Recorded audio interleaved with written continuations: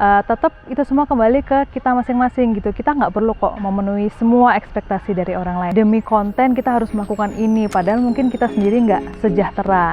Jangan sampai mengejar kesempurnaan itu justru nanti malah menyakiti kamu.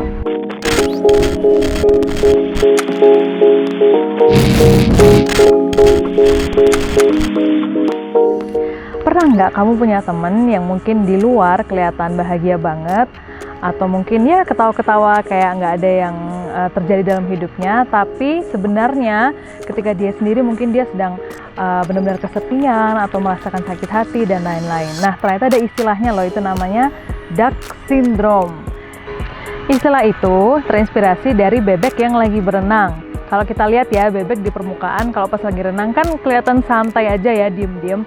Padahal kalau di bawah permukaan air itu pasti kelihatan kakinya bebek yang lagi mendayung dengan sangat cepat. Nah, perumpamannya itu seperti itu ya. Coba sekarang kita tanya pada diri sendiri atau mungkin melihat teman-teman di sekitar kita, apakah ada yang lagi mengalami dark syndrome ini. Nah, apa aja sih penyebab dari dark syndrome ini? Yang pertama, penyebabnya adalah membandingkan. Ini kita udah sering bahas ya di Disciple Media ini, bahwa membandingkan kalau berlebihan itu tentunya akan nggak baik buat kita, terutama untuk kesehatan mental. Nah, makanya membandingkan tuh boleh, asal itu untuk memperbaiki diri atau mungkin untuk upgrade diri, tapi jangan sampai kebablasan, karena membandingkan bisa-bisa membuat mentalmu nggak baik. Yang kedua adalah ekspektasi lingkungan. Nah, memang nggak bisa dimungkiri ya kalau kita tuh pasti mempunyai ekspektasi dari lingkungan kita mungkin yang berbeda-beda.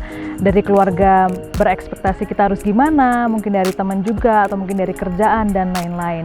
Nah, memang kadang-kadang kita bisa merasa bahwa itu tuh berat banget, tapi ingat bahwa tetap itu semua kembali ke kita masing-masing gitu. Kita nggak perlu kok memenuhi semua ekspektasi dari orang lain. Yang terpenting adalah gimana kita bisa mengukur diri kita sendiri. Yang ketiga adalah pengaruh media sosial. Dan ini pasti ya sangat berpengaruh di kehidupan kita sehari-hari. Memang di medsos nih karena banyaknya tren dan lain-lain, mungkin ada dari kita kayak pengen ikut gitu. Malah akhir-akhirnya demi konten kita harus melakukan ini, padahal mungkin kita sendiri nggak sejahtera. Jadi tetap hati-hati menggunakan medsos dengan bijak ya, karena ini layaknya seperti pedang bermata dua gitu. Kalau emang kamu bisa maksimalin, dia akan berguna buat kamu, tapi jangan sampai juga bisa melukai kamu.